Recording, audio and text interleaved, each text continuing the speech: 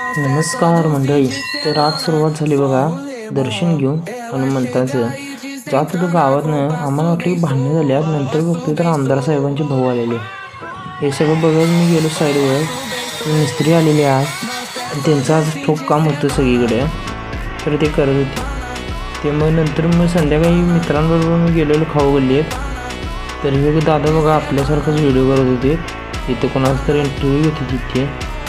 त्यानंतर मी गेलो इथं आपल्या गणपती मंदिरपाशी, जिथे की दुर्गामाता दौडचं सेटअप सुरू होता.